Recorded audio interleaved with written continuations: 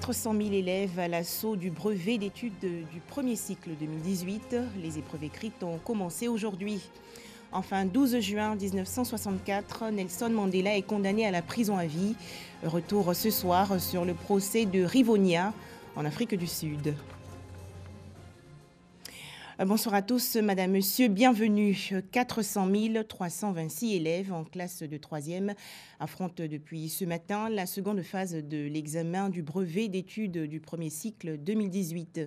Les épreuves écrites du BPC ont commencé avec le sujet de composition française. Alors, exercice difficile ou abordable, quelques candidats se prononcent au micro de Noussangaré. Il est 7 heures. Dans ce centre d'examen situé aux deux plateaux, dans la commune de Cocody. Les candidats sont soumis à une fouille minutieuse avant d'accéder à leurs différentes salles de composition. Selon les consignes de notre ministère, il faut procéder par des fouilles. Voilà. Surtout qu'on a demandé que les portables et autres ne soient pas utilisés. Certains candidats utilisent ces objets-là par devers eux. Donc il faudrait qu'on procède à ces fouilles-là et éviter qu'il y ait des objets dangereux pour le centre au sein de l'établissement, raison pour laquelle nous procédons à ces fouilles-là. À l'intérieur, des consignes sont données aux surveillants avant le démarrage effectif des épreuves. Au niveau des surveillants, nous avons demandé qu'ils puissent eux aussi se fondre vraiment dans l'ensemble des efforts consentis pour la réussite de l'examen. Cette candidate est mère d'un bébé d'1 mois. Pour la circonstance, elle s'est fait accompagner par sa tante dans son centre d'examen. Je suis venue accompagner ma nièce qui est venue composer. Donc je suis dehors avec son bébé pendant qu'elle compose. Elle a accouché il n'y a pas longtemps. Son bébé doit téter. Ici, au lycée moderne d'Abobo, surveillants et forces de l'ordre sont en place. 8 heures, les épreuves peuvent démarrer. Premier sujet, la composition française. Pour les épreuves françaises, je les trouve abordables parce que je les comprends et puis je peux les traiter. Les surveillants sont au complet. En tout cas, on a réussi à avoir au moins 2 de 2 par salle. Donc c'est ce qui est de mise, quoi. Pour l'instant, il y a quelques absents parce qu'un candidat peut ne pas être là à la première épreuve et puis il va venir à la deuxième épreuve.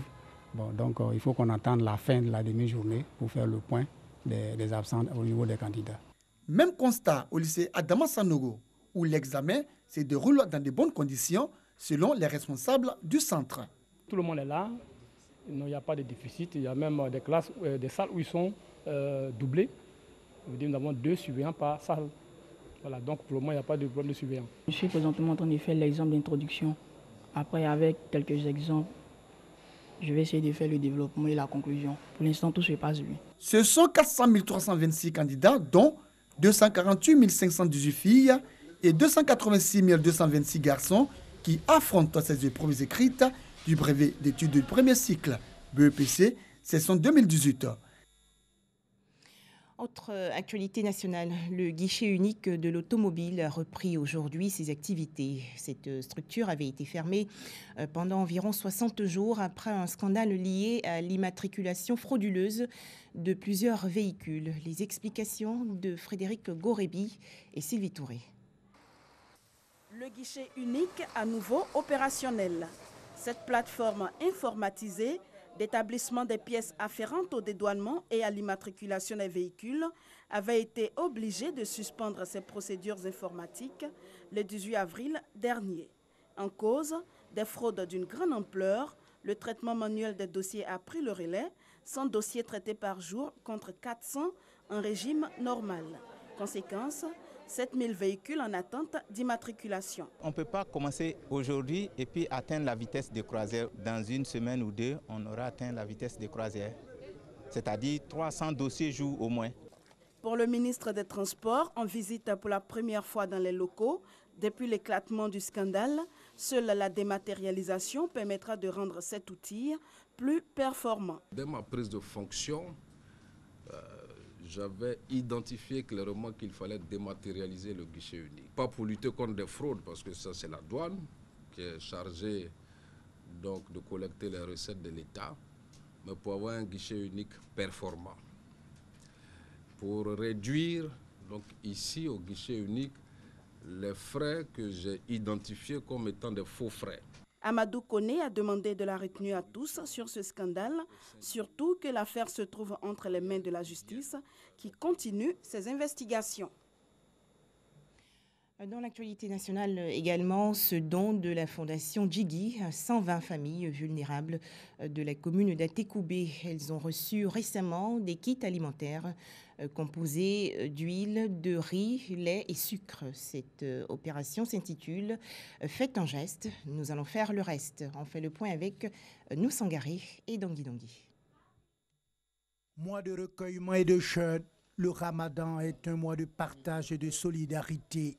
Apporter aide et assistance aux familles vulnérables en ce mois de pénitence, c'est tout le sens du don de la Fondation Djigui à la commune d'Atekoubé.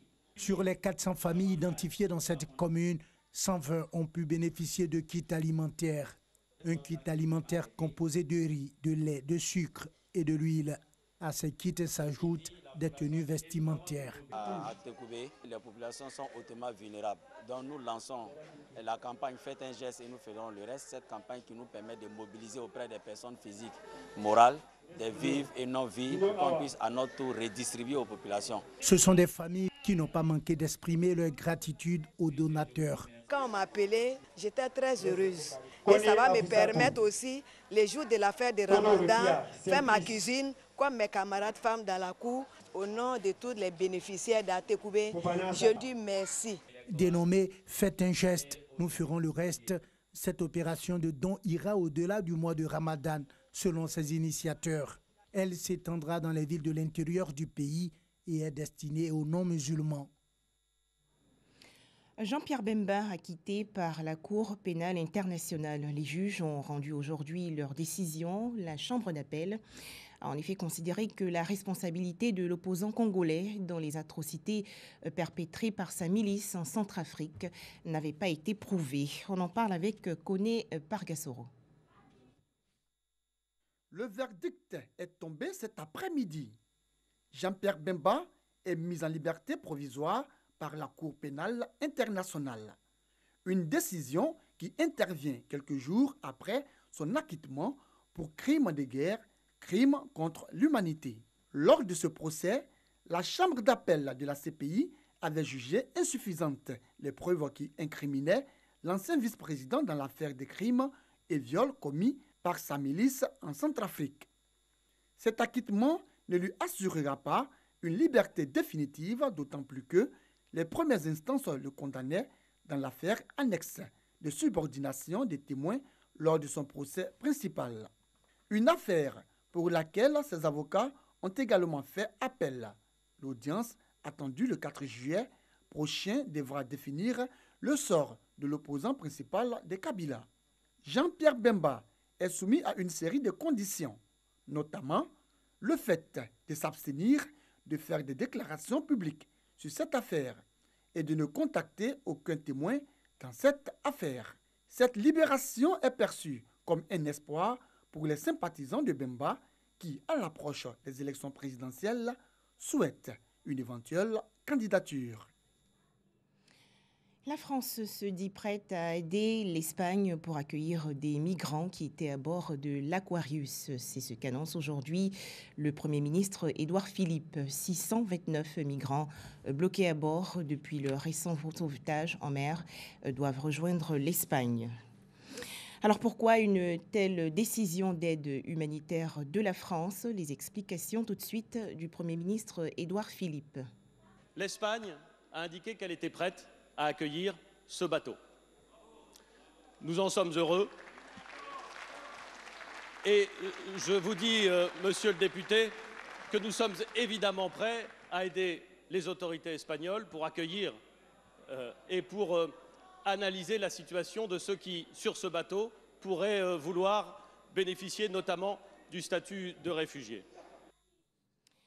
Le Royaume-Uni poursuit sa sortie de l'Union européenne. Les députés britanniques ont en effet entamé aujourd'hui un nouvel examen du projet de loi du Brexit.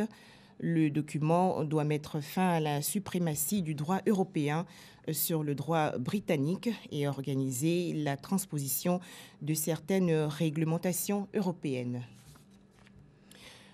Octobre 1963 à juin 1964, le procès de Rivonia implique une dizaine de dirigeants sud-africains du Congrès national africain, dont Nelson Mandela. Les faits reprochés sont sabotage, destruction de biens et violation sur l'interdiction du communisme. Le 12 juin 1964, Nelson Mandela est condamné à la prison à vie. Les explications de Ami Koulibaly. Nelson Mandela et ses 7 co-accusés de l'ANC accueillent sourire aux lèvres dans le tribunal de Pretoria le verdict du juge Quartus de Wet le 12 juin 1964, la prison à perpétuité. Tout le monde s'attendait à une condamnation à mort. La charge qui pesait sur les inculpés était lourde, complot visant à renverser le gouvernement.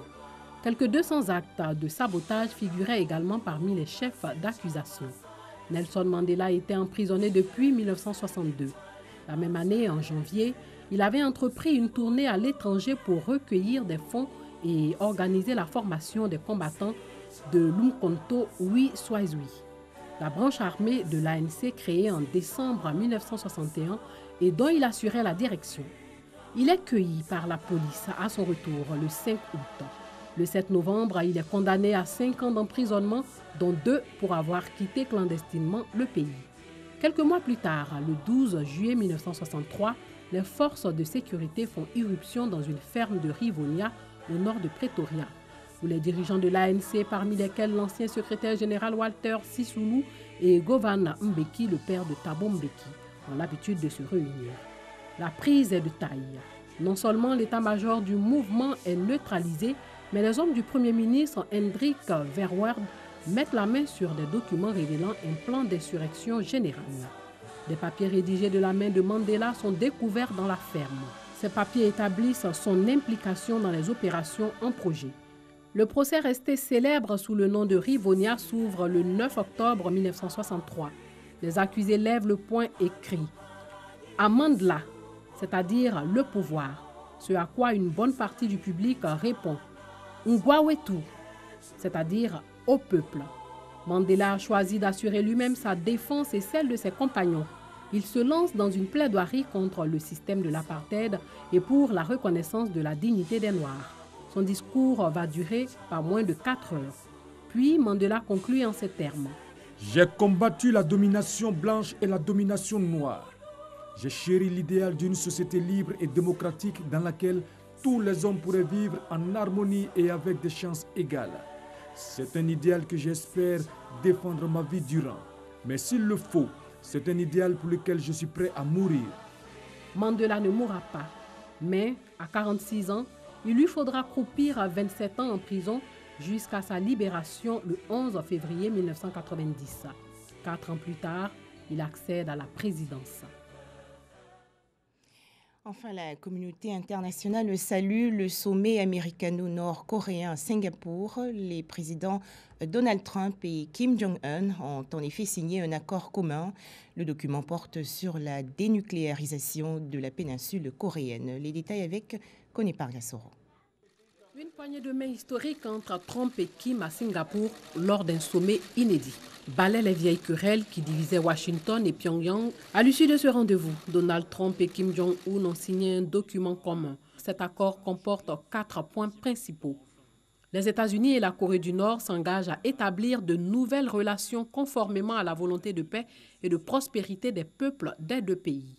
Les États-Unis et la Corée du Nord associeront leurs efforts pour bâtir un régime de paix durable et stable dans la péninsule coréenne. La Corée du Nord s'engage à travailler à une complète dénucléarisation de la péninsule coréenne. Washington et Pyongyang s'engagent à restituer les restes des prisonniers de guerre et des portés disparus au combat, avec un rapatriement immédiat de ceux déjà identifiés. Selon le président américain, des inspections auront lieu à Pyongyang et les sanctions resteront en vigueur tant que la menace des armes atomiques ne sera pas levée. Les négociations sur la mise en œuvre de ce texte commenceront dès la semaine prochaine. Donald Trump a déclaré aussi qu'il mettrait fin à terme aux exercices militaires conjoints avec la Corée du Sud. Mike Pompeo, la cheville ouvrière du sommet côté américain, va se rendre en fin de journée à Séoul pour informer ses homologues sud-coréens et japonais du contenu des discussions avant de faire de même à Pékin. Cette rencontre de plusieurs heures entre Trump et Kim concrétise la détente qui s'est emparée de la péninsule depuis la participation de la Corée du Nord aux Jeux olympiques d'hiver organisés au Sud en février dernier. Donald Trump a annoncé de nouvelles discussions entre Washington et Pyongyang la semaine prochaine. Et c'est la fin de ce journal. Merci d'être toujours RTI2.